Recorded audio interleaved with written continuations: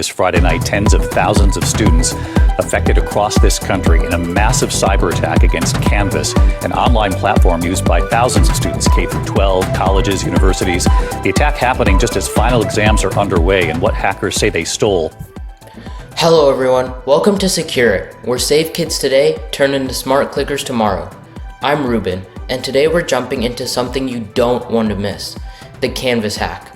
So if you're ready to learn, explore, and have some fun along the way, let's get started.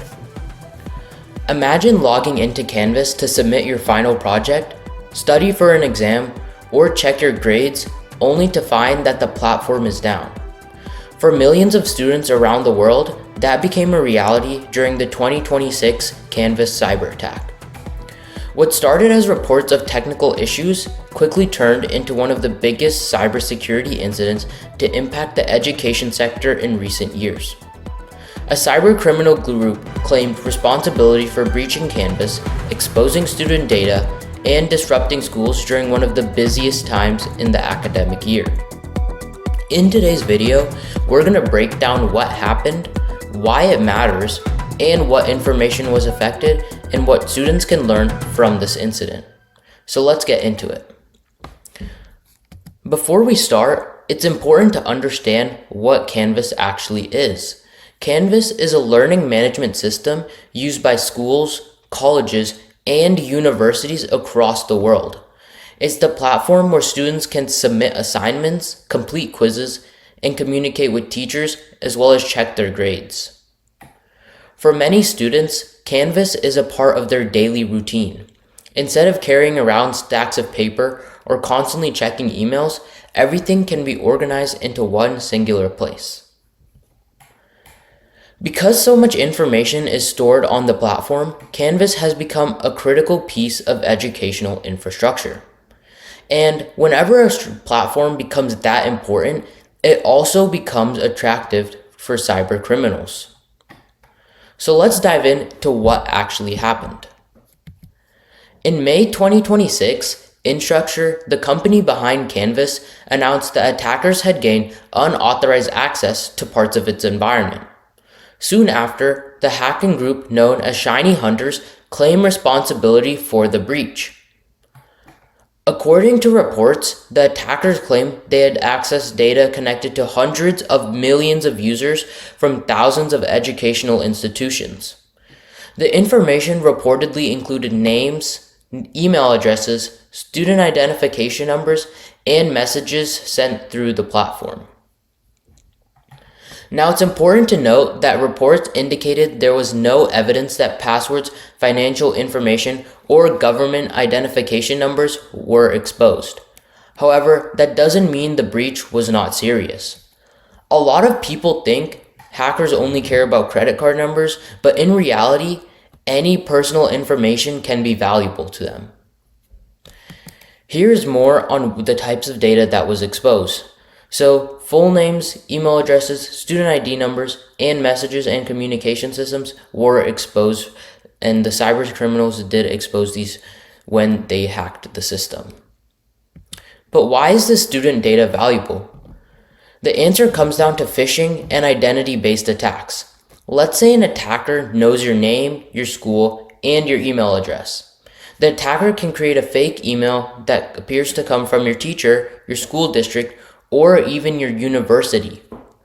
Because the messages look legitimate, people are more likely to trust it. And the more information attackers have about a victim, the easier it is to create convincing scams. So that's why data breaches remain dangerous even when financial information is not involved. So let's talk more about the timing of the cyber attack. One of the most interesting parts of this whole incident was the timing. The attack happened near the end of the school year when many students were taking final exams and submitting major assignments and projects. So think about how many students rely on Canvas during that period. Study guides are posted there, projects are submitted there, announcements are shared there, grades are updated there. If a platform like Canvas experiences disruptions during final season, the impact goes far beyond inconvenience. Scum schools reportedly had to adjust their schedules, extend deadlines, or find alternative ways to communicate with students. And this shows us an important lesson in cybersecurity. The damage caused by an attack isn't only determined by what systems are affected, it also depends on when the attack occurs. A disruption during summer break would be frustrating, but a disruption during finals week can affect thousands of students at a critical moment. So now, let's dive into the bigger issue here. Today, schools rely heavily on third-party technology providers. Most educational institutions use cloud services for learning management systems, email document storage, and communication. These services help make education more efficient. But the only problem is they also create concentration risks. When thousands of schools depend on a singular platform, a security incident involving that platform can affect everything at one time. This isn't unique to just Canvas though. We've seen similar situations involving healthcare providers, software companies, and even government contractors, and attackers understand this. Sometimes it's easier to compromise one organization that serves thousands of customers than to attack just the customers individually. That's why vendor security has become an important topic in cybersecurity. So now let's move in to the response taken of this attack. As the incident continued to develop, reports indicated that Instructure reached an agreement with the attackers regarding the stolen data. The company stated that the information had been returned and that the evidence of deletion had been provided. This sparked a debate that often came up after major cyber incidents. Should organizations really negotiate with cyber criminals? Some people argue that recovering stolen data and protecting users should be the top priority. But others argue that negotiating with attackers encourages future attacks and doesn't guarantee that the stolen information is actually gone. There isn't a simple answer though. What this situation does is show how difficult cyber incident responses can be when millions of users are involved.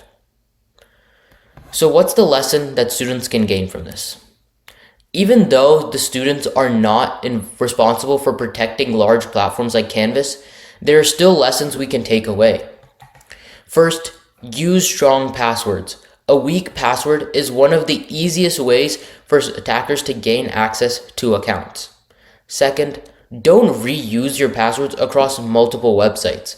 If one account is compromised, attackers often try the same one for other services.